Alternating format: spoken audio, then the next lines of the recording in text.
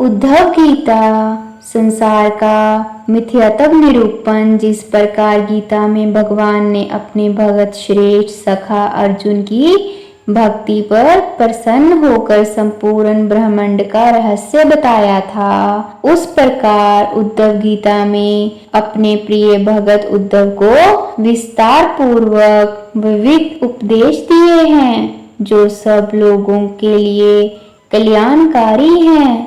इसीलिए इसे उद्धव गीता के नाम से जाना जाता है।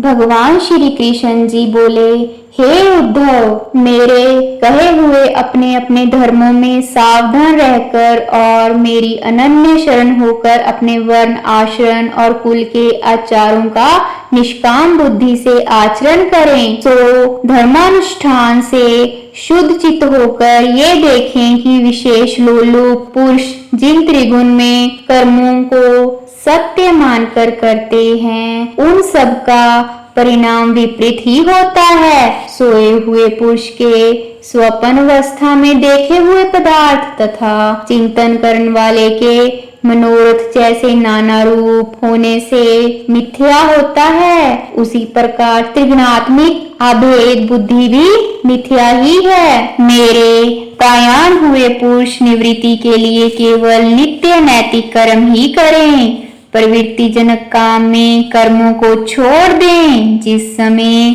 आत्म जिज्ञासा जागृत हो, उस समय सभी प्रकार के कर्मों की आस्था छोड़ दें। मेरे भगत सत्य, अहिंसा ही आदि यमों का निरंतर सेवन करें और स्वच्छ संतोष आदि नियमों का भी समय अनुसार पालन करें तथा मेरे स्वरूप के जाने वाले शांत और साक्षात मेरे ही स्वरूप गुरुदेव की सदा प्रेम और श्रद्धा से उपासना करें। उसे चाहिए कि मान और मकसद से रहित, कार्य कुशल, ममता शून्य, दृढ़ता प्रेमी, व्यंग्यता से रहित तथा आत्म तत्व का जिज्ञासु हो और परनिंदा एवं व्यर्थ वचन से दूर रहें। अपने परम धन आत्मा को महत्व देखता हुआ समदर्शी होकर स्त्री, पुत्र,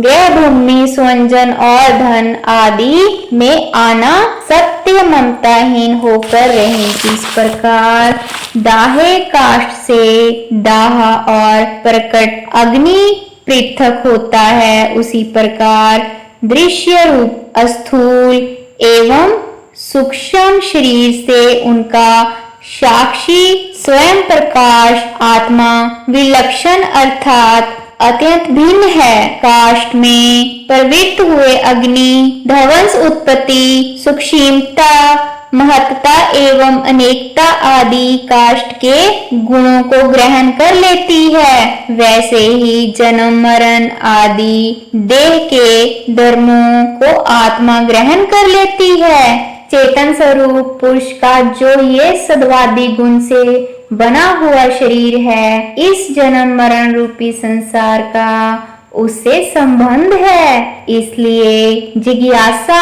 पूर्व अपने अंतःकरण में स्थित उन अथवृत्ति परमात्मा को जानकर ब्रह्मस्य अन्य पदार्थों को सत्यत्व बुद्धि को त्याग दे। आचार्य निश्चय की अरनी है, शिष्य ऊपर की और उपदेश मध्य का मंधन काष्ठ है। उनकी रगड़ से उत्पन्न हुआ ब्रह्म विद्या रूप अग्नि मोक्ष रूप ब्रह्म सुख प्रदान करता है।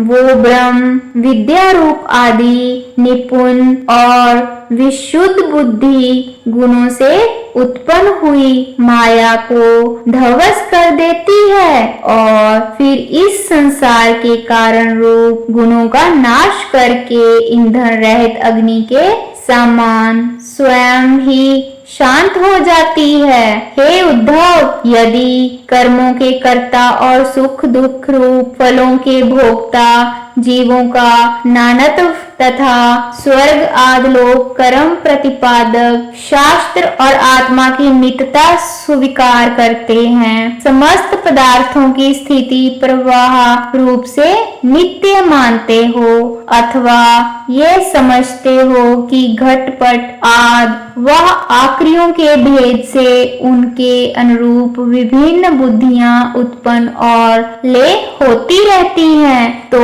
हे प्रिय, इस प्रकार भी शरीर और संवत्सर आदि काल अव्यय के संबंध से संपूर्ण प्राणियों की जन्म मरण आदि अवस्थाओं का निरंतर होते रहना सिद्ध होता है और कर्मों के कर्ता तथा सुख दुख आदि के भोक्ता जीव की पराधीनता यहाँ विलक्षित होती है। तो फिर उस परवश जीव के भजने से लाभ ही क्या हो सकता है, यदि सुख अथवा दुख की प्राप्ति और उसके क्षय में ही अभिनिवेश है, अर्थात नित्यानंद से रहित केवल स्वर्ग आदि सुखों को परम पुरुष रहा है, वहाँ ऐसा भी कोई नियम नहीं है कि कर्म कुशल विद्वान को सदा सुख ही मिलता हो और मूर्ख को सदा दुख ही भोगना पड़ता हो। इस प्रकार यदि सुख की प्राप्ति और दुख की निवृत्ति की उपाय का ज्ञान हो भी जाए तो भी अभी उस उपाय को तो समझ ही नहीं है, जिसे कि फिर मरना ही ना पड़े। जिस प्रकार वध स्थान ले जाए गए पशु को कोई भी पदार्थ सुखी नहीं कर सकता, उसी प्रकार जिसको मृत्यु का भय लगा हुआ है उसे कोई भी सुख सामग्री अथवा काम वस्तु प्रसन्न नहीं कर सकती।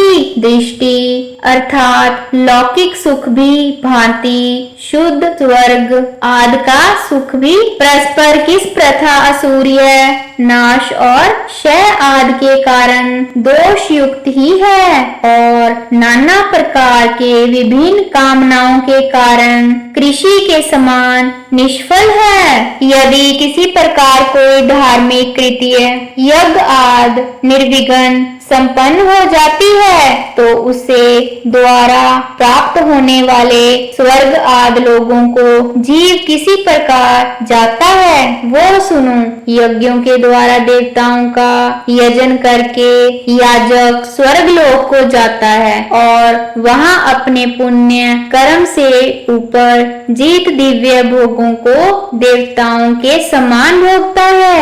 अपने पुण्य के द्वारा मनोहर वेश धारण कर शुक्र विमान पर आरूढ़ हुआ वो शूर सुंदरियों के साथ विवाह करता है तथा गंधर्व गण उसका गुणगान करते हैं। उस समय की करनी जाल माया से मायाओं से मनीत और इच्छा अनुसार गमन करने वाले विमान पर चढ़कर देवताओं के साथ विवाह स्थल नंदन आदि उपवनों में अप्सराओं के साथ क्रीड़ा करता हुआ एक दिन अवश्य होने वाले अपने पतन को नहीं जानता। जब तक मनुष्य शेष रहता है तब तक वो इसी प्रकार सुख भोग करता रहता है। पुण्य क्षीण होता ही इच्छा ना रहते हुए भी काल की प्रेरणा से तुरंत नीचे गिर जाता है। यह तो विधि पूर्वक निर्विघ्न कर्म समाप्त हो जाने वाली गति का वर्णन हुआ, किंतु यदि कोई जीव कुसंग में पड़कर अधर्म रक्त आजते न दरिये स्वेच्छाचारी कृपण लपट सतरैन और प्राणी हिंसक हो जाने से बिना विधि से ही पशुओं का वध करके भूत प्रेत आदि को बलि देता है तो अवश्य ही परवश होकर नरक में जाता है और अंत में घोर अंधकार और अज्ञान में पड़कर दुख भोगता है। इसी प्रकार कर्मों का अंतिम परिणाम दुख ही है। एक शरीर में उनका अनुष्ठान करने से जीव को दूसरा शरीर ग्रहण करना पड़ता है। भला इस नाशवान शरीर के रहते हुए जीव को क्या सुख मिल सकता है? केवल केवल मनुष्य को ही नहीं, लोक कल्प जीव लोकपाल और जिसकी विपाद्य आयु है उस ब्रह्मा को भी काल रूप से मृत्यु का भय लगा हुआ है। गुणों से कर्मों की, गुणों की साम्य अवस्था रूप प्रकृति गुणों की रचना होती है। जीव तो अज्ञानवश आसक्त हो जाने से गुणों की प्रेरणा से हुए कर्मों के फल को भोगता है। जब तक अहंकार आदि रूप से गुणों की विशेष अवस्था रहती है तभी तक आत्मा का नातव है, और जब तक आत्मा का नातव है तभी तक पराधीन है,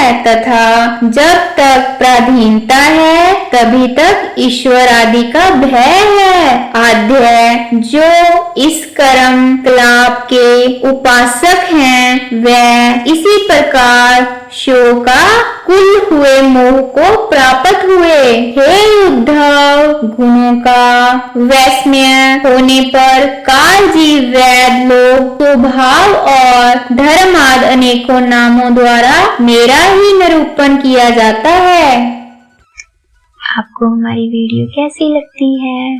प्लीज लाइक एंड कमेंट जरूर कीजिएगा और अपने दोस्तों से शेयर जरूर करें। अगर आप भगवान के इस तरह के उपदेश और कहानियाँ सुनना चाहते हैं तो हमारे इस चैनल को सब्सक्राइब जरूर करें और नीचे दिए गए बेल आइकन को जरूर दबाएं ताकि आप तक हमारी हर वीडियो का नोटिफिकेशन जरूर पहुंचे। Thank you.